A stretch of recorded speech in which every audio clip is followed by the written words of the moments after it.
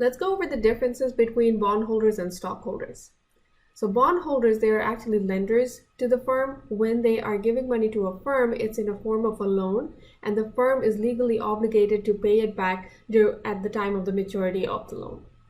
So the firm would pay back the bondholders the amount they owe, along with a fixed amount of interest every year or quarterly.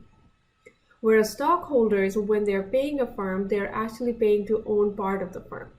So there is no legal obligation for the firm to pay back its stockholders. However, the firm is required to make enough cash flow and profit along the way so the stockholders can receive their return. So if you look at the ownership, bondholders are a lender to the firm, whereas stockholders, they're part owner of the firm. Let's look at their return structure. Bondholders receive a fixed payment. This is what is included in their agreement, the amount of interest that the firm is supposed to pay the bondholders. They are legally obligated to follow that payment structure. Whereas stockholders, their profits are varying depending on how profitable the firm was. So after paying the bondholders, the profit that is left, that goes to the stockholders. And this could be higher in years that the firm makes higher amount of profit, or it could be lower if the firm does not make enough that year or that quarter. They could also experience a loss, in which case the stockholders' value over time would decrease.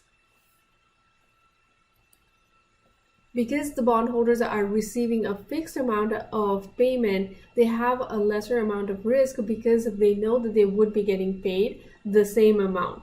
The only reason they would not be getting paid is if the firm experiences a loss and they don't have enough liquid resources to pay their bondholders. They don't have any cash, or they don't have any cash equivalent to pay their bondholders. In a case like that, they would actually move to bankruptcy, pretty much guaranteed to receive their income. So unless there is a threat of bankruptcy, bondholders are pretty much guaranteed to receive their payment.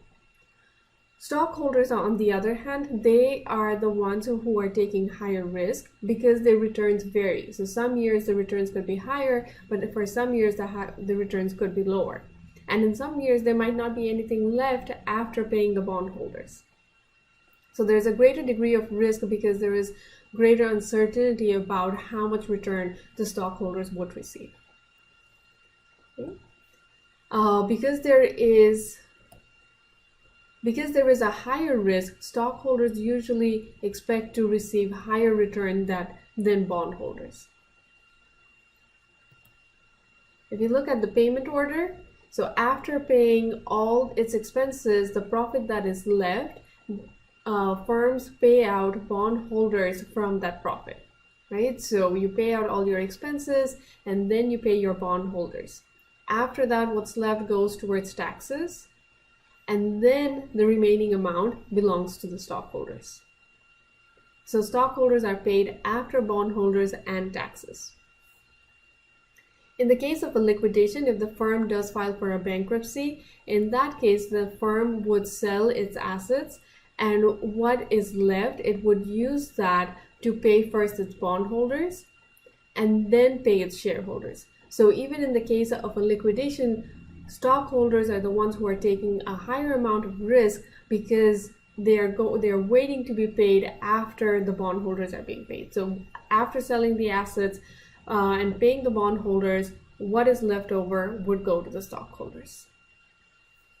These are some of the major differences between stockholders and bondholders.